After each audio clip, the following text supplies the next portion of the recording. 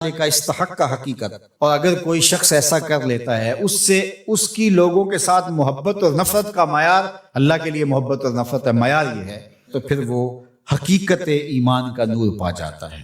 پھر کیا ہوتا ہے کہ جب ایسے لوگوں کے ذکر اور ان لوگوں کی بات چھڑے یا ان لوگوں کے پاس جائیں تو وہاں بیٹھ کر کے تمہیں اللہ کی یاد آ جاتی ہے۔ اور پھر دوسری بات ہے، جب تم اللہ کا ذکر کر رہے ہو، اللہ کا ذکر کرتے کرتے ان لوگوں کی یاد آ جاتی ہے، یعنی ذکر الہی میں یہ یاد آتے ہیں اور ان کی یاد میں رب یاد آتا ہے۔ اللہ اکبر، یعنی پھر یہ اللہ کے ذکر سے الگ نہیں ہوتے، تم یاد رب کو کر رہے ہوتے ہو تو رب کے یہ دوست بھی ساتھ یاد آ جاتے ہیں، اور اگر تم ان کو یاد کر رہے ہو تو ان کو یاد کرتے کرتے رب یاد آ جاتا ہے، کیونکہ تمہاری ان سے محبت ہی اللہ کے لیے۔ اسلام کی، دین کی، ایمان کی خوبصورت اور مضبوط کڑی یہ ہے کہ تم کسی سے پیار کرو تو وہ بھی اللہ کے لیے، کسی سے دشمنی رکھو تو وہ بھی اللہ۔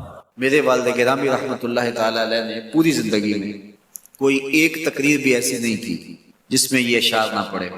جب وہ خطبہ پڑھتے تھے تو خطبہ پڑھنے کے بعد یہ اشعار پڑھا کرتے تھے، جس میں اس کی کیفیت ہے کہ جو حضور کے شہر میں جانے کے لیے تڑپتا ہے۔ ز مہجوری برآمد جان عالم، ز مہجوری برآمد جان عالم، تراحم یا نبی اللہ تراحم، کہ عرض کی جا رہی حضور آپ کی جدائی میں پورے جہان کی جان نکل رہی۔ ز مہجوری برآمد جان عالم، تراحم یا نبی اللہ تراحم، نہ آخر رحمت للعالمین، ز محرومہ چرا فارغ نشین، برو سر از گرد یمانی، کہ روئے تست صبح زندگان۔ حضور اپنا سر انور اس یمنی چادر سے ذرا نکالیے، چونکہ آپ کا چہرہ انور زندگی کی صبح ہے، زندگی کی بہار ہے۔ ادیم طائف نالین پاکن، شراک از رشتہ جاں ہائے ماکن۔ اللہ اکبر، جامع علیہ رحمہ کا انداز کتنا دل آویز ہے۔ وہ کہتے ہیں حضور آپ طائف کے بنے ہوئے چمڑے کے جوتے پاؤں کی زینت بنائیں، آپ جوتے جو پہنے وہ طائف کا مشہور چمڑا ہو اور اس کے بنے ہوئے، شراک از رشتہ جاں ہائے ماکن، اور اس کے اندر جو تسمے ڈالیں وہ جامی کی جان کے ڈالیں، جامی کے چمڑے کے نہیں، جامی کی جان کے تسمے ان نالین میں ڈالیں جو آپ طائف کے بنے ہوئے نالین زیب تن کریں۔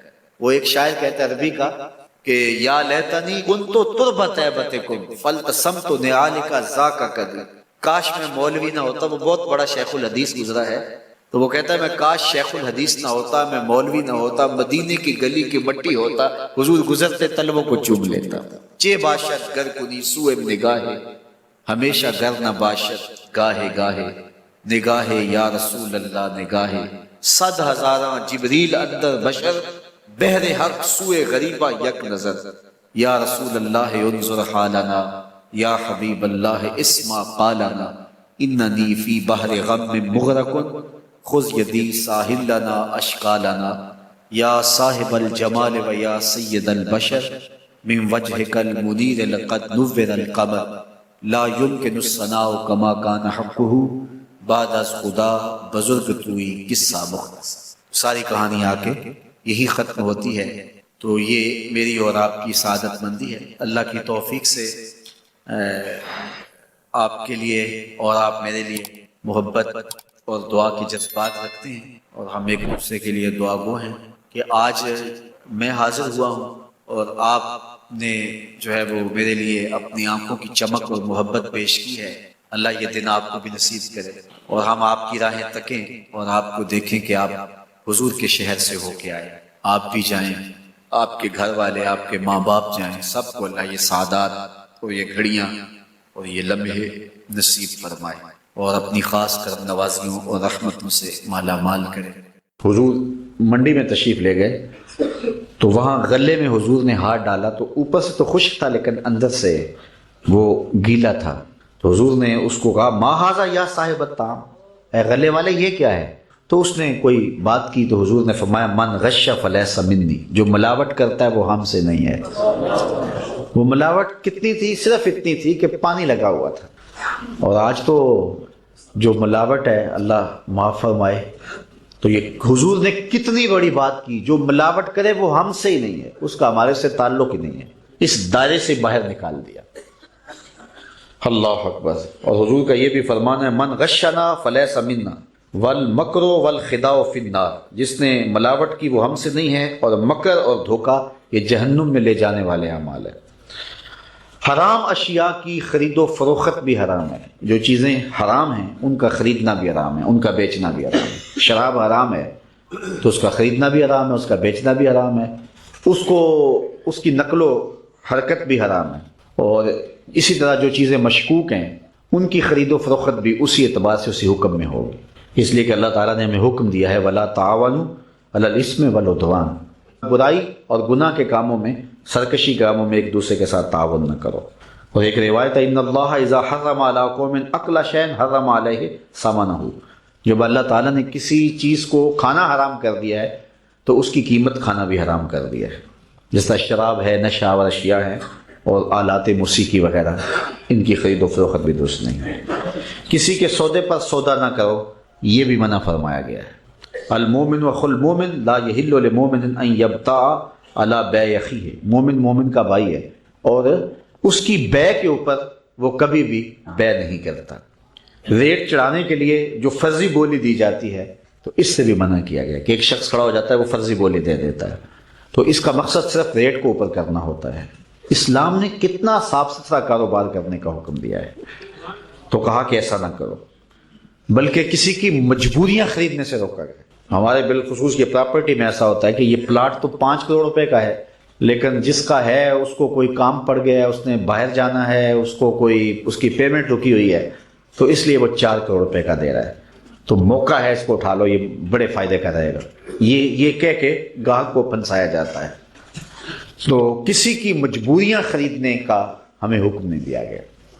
ایک صحابی تھے، وہ کسی سے گھوڑا لینے گئے تو اس نے 500 دینار مانگے. تو انہوں نے گھوڑا دیکھا تو گھوڑا بڑا قیمتی تھا.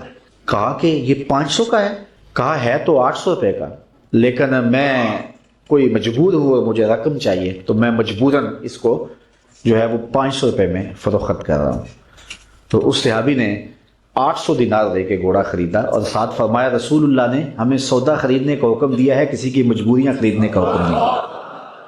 ہم ایک دفعہ ایک تقریب میں گئے تو بعد میں کھانا لگا، تو صاحب خانہ نے اپنی بساط کے مطابق کھانا رکھا تھا. تو ایک صاحب تھے، وہ اپنے آپ کو صوفی کہتے تھے، تو وہ کہنے لگے کہ آپ کے گھر میں کوئی لسی ہے؟ تو وہ ظاہر کہنے لگے کہ نہیں. تو کہتے چلو سادہ پانی لے آؤ. تو وہ پانی لے آئے. کہتے ہیں اب وہ سرخ مرچیں تھوڑی سی لے آئے. وہ سرخ مرچیں لے آیا تو اس کے اندر گھول کر روٹی کو ڈبو کے کھا رہے تھے. خود ہی پھر 5-7 منٹ کے بعد وہ میں اصل سبزیاں گوشت کچھ بھی نہیں کھاتا، بس یہ لسی لے لیتا ہوں، اس میں یہ تھوڑا سا مرچیں ڈال لیتا ہوں اور روٹی سے میں، یہی میرا 12 سال سے یہ عمل ہے. تو نہ پھر لسی ملے تو پھر اس طرح پانی میں. اس کے بعد وہ میرے تاثر لینا چاہ رہا تھا. میں نے کہا کہ میں تو اللہ کی ہر حلال شے کھا لیتا ہوں، میرے اللہ نے جو حلال کیا میں سب کھا لیتا ہوں.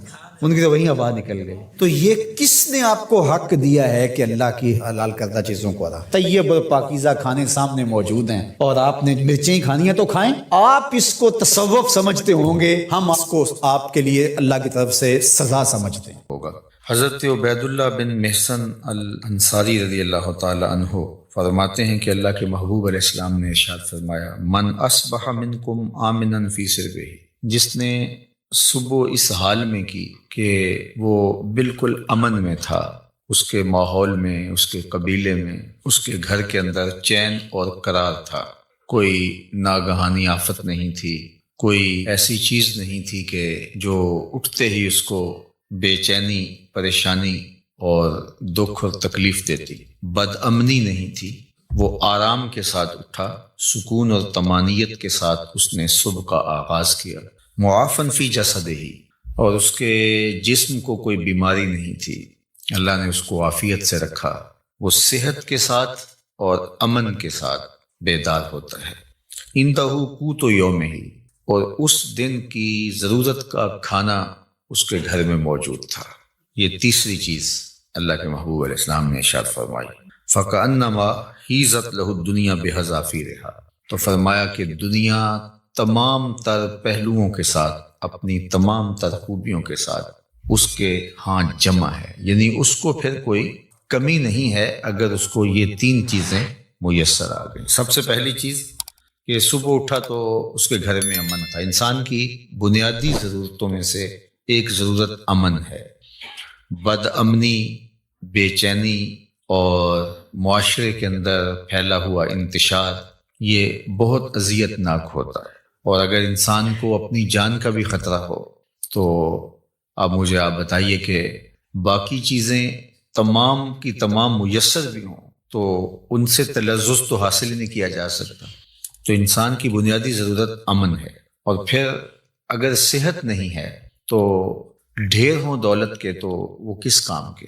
اور تیسری بات کہ انسان کے پاس صحت بھی ہے اور امن و امان میں بھی ہے، لیکن کھانے کو ایک دن کی روزی بھی نہیں ہے، تو ظاہر ہے پیٹ تو تقاضا کرتا ہے۔ بھوک جب ستاتی ہے تو انسان اس کے لیے بے چین ہو جاتا ہے۔ اب کوئی شخص صبح جب بیدار ہوا تو تینوں چیزیں اسے میسر تھیں۔ ایک تو امن و امان کی صورتحال تھی، دوسری چیز ارشاد فرمائی کہ وہ اپنے جسم میں کوئی بیماری نہیں پاتا تھا، خیریت کے ساتھ اٹھا، عافیت کے ساتھ بیدار ہوا، اور تیسری بات ارشاد فرمائی کہ اس کے پاس ایک دن کا کھانا موجود تھا۔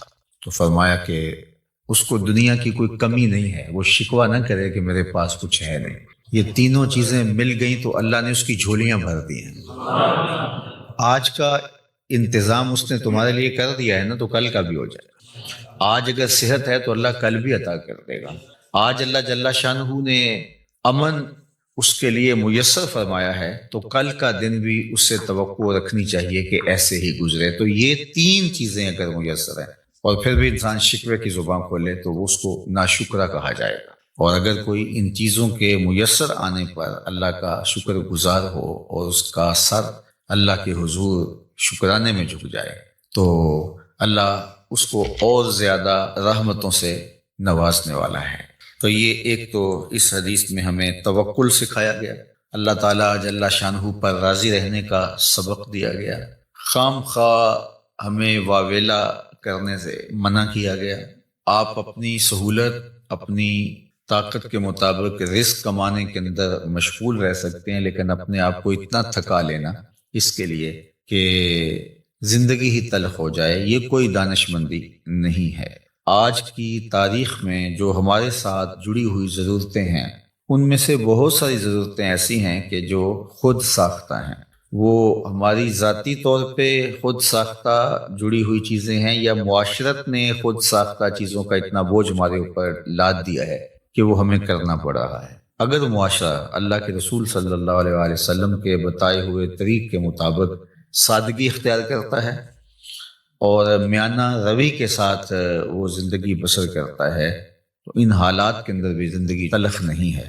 لیکن چونکہ ہم دیکھتے ہیں دوسروں کو اور ان کی دولت، ان کا مال، ان کو میسر نعمتوں کے ساتھ اپنا موازنہ کرتے ہیں اور پھر اپنے آپ کو خام خواہ تھکانے لگ جاتے ہیں اور ایک اذیت میں مبتلا ہو جاتے ہیں۔ تو فرمایا کہ جس کو اس حال میں صبح ملی کہ وہ امن و امان میں تھا، اس کے جسم کو کوئی بیماری نہیں تھی اور اس کے پاس اس دن کا کھانا موجود تھا، تو اللہ تعالیٰ نے گویا اس کو دنیا کی ساری نعمتیں عطا کر دی ہیں۔ یہ نصیب ہو گیا تو وہ اللہ کا شکر بجا لائے۔ حضرت عبداللہ بن عمر بن عاص رضی اللہ تعالیٰ عنہ سے مروی ایک روایت جو امام مسلم نے اپنی سند کے ساتھ روایت فرمائی ہے کہ ان رسول اللہ صلی اللہ علیہ وآلہ وسلم قال، اللہ کے محبوب علیہ الصلوۃ والسلام نے ارشاد فرمایا، قد افلح من اسلم، فلاح اس نے پائی جس کو اسلام کا نور نصیب ہو گیا۔ سب سے بڑی دولت جو ہمیں اس دنیا کے اوپر عطا کی گئی ہے وہ ایمان کی دولت، اور سب سے بڑی دولت جو ہمیں آخرت میں عطا کی جائے گی وہ دیدار الہی۔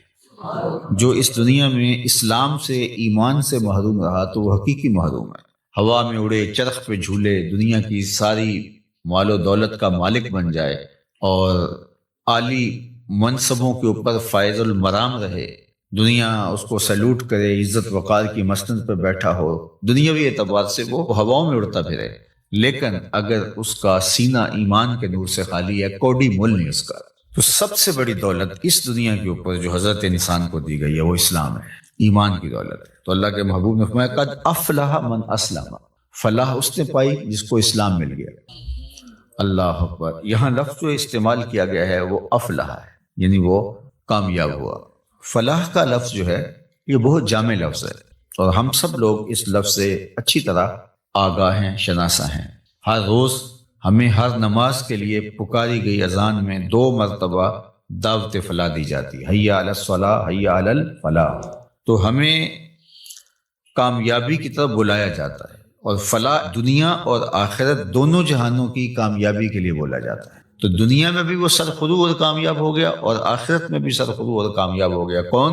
جس کو اسلام کا نور دیا گیا۔ اور اس کے مقابلے میں کافر نقصان میں ہے، اس نے فلاح نہیں پائی، چاہے اس نے دولت کے جتنے مرضی ڈھیر جمع کر لیے، تو وہ خسران میں ہے، فلاح میں نہیں ہے۔ وَقَانَ رِزْقُهُ كَفَافًا، ایک تو اس کو اسلام ملا، اور دوسرا اس کے پاس گزارے کا رزق میسر تھا، اس کی ضرورت اس سے پوری ہو رہی تھی، وہ فاقوں سے مر نہیں رہا تھا، اس کی ضرورتیں پوری ہو رہی تھی، اس کا بدن برہنہ نہیں تھا، بدن ڈھانپنے کے لیے کپڑے میسر تھے، پرانے سے ہی، بہت مہنگے نہیں، واجبی سے ہی صحیح، اس کو جو ضروریات زندگی ہے وہ میسر ہیں، اور گزارے کا رزق اللہ تعالیٰ نے اس کو عطا کر دیا ہے۔ یہ 2 چیزیں ہیں، اسلام کی دولت اور گزارے کا رزق۔ اب تیسری بات کیا فرمائی؟ وَقَنَّعَهُ اللَّهُ بِمَا آتَاهُ، اللہ جل شانہ نے اس کو یہ جو عطا کیا ہے اس پر وہ مطمئن ہے، اور اس پر وہ قناعت کرتا ہے، اس پر وہ راضی ہے کہ مالک تو نے مجھے جس حال میں رکھا ہے میں واہ خوش ہوں اس پر۔ اللہ اکبر۔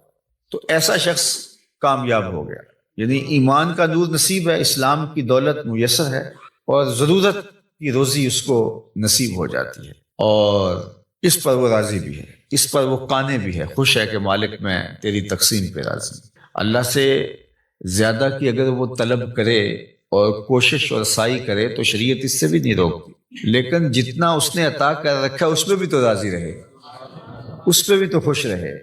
اگر نہیں خوش رہے گا تو کیا کرے گا؟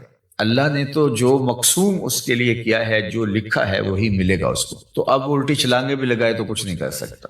تو وہ کوشش کرے، اللہ سے دعا مانگے، اس کی ضرورتیں بڑھ رہی ہیں تو وہ کہے مالک میری ضرورتیں بڑھ رہی ہیں تو مجھے اس کے لیے اپنی جناب سے رزق بھی وسیع عطا کر دے، تو اس میں کوئی حرج نہیں ہے، اس کے لیے اپنے کام کو، کاروبار کو پھیلانے کی سعی کرے، کوشش کرے، لیکن اپنے اوپر مسلط نہ کر دے۔ یہ اس کے ذہن، دل، دماغ میں ہونا چاہیے کہ مالک جہاں تو مجھے رکھے گا میں رہوں گا وہاں راضی، لیکن تو کرم کر کے مجھے اور زیادہ عطا کر دے۔ تو پھر وہ جس حالت میں ہے اس حالت میں بھی خوشی کے ساتھ زندگی بسر کر رہا ہوگا، اور اللہ اس کی حالت اگر بہتر فرما دے تو اس میں بھی اس کو خوشی اور شکر کی کیفیت نصیب ہوگی۔ اور اگر وہ قناعت کا نور نہیں پائے گا تو وہ جس حالت میں ہے اس حالت کے اندر بھی وہ دکھی، پریشان، ہر وقت ٹینشن میں ہوگا، اور اگر اس کو زیادہ بھی عطا کر دیا گیا تو یہ جو بیماری اس کو لگ گئی، ناشکری کی، ہر وقت عدم اطمینان کی، وہ آگے چلا گیا میں بہت پیچھے رہ گیا ہوں، تو آگے تو بہت سارے لوگ ہیں، تو وہ کبھی بھی اس مرض سے چھٹکارا نہیں پا سکے گا۔ وہ کروڑ پتی بھی ہو جائے گا، ارب پتی بھی ہو جائے گا، لیکن اس کے نفس کی کمینگی ختم نہیں ہوگی۔ تو نفس کی کمینگی یہ انسان کو توڑ کے رکھ دیتی ہے۔ حضرت فضالہ بن عبید الانصاری رضی اللہ تعالیٰ عنہ فرماتے ہیں کہ انہ سمع رسول اللہ صلی اللہ علیہ وآلہ وسلم یقول، میں نے حضور علیہ الصلوۃ والسلام کو فرماتے ہوئے سنا تھا، طوبی لمن ہدی الی الاسلام، جس کو ہدایت اسلام نصیب ہوئی اس کو مبارک ہو۔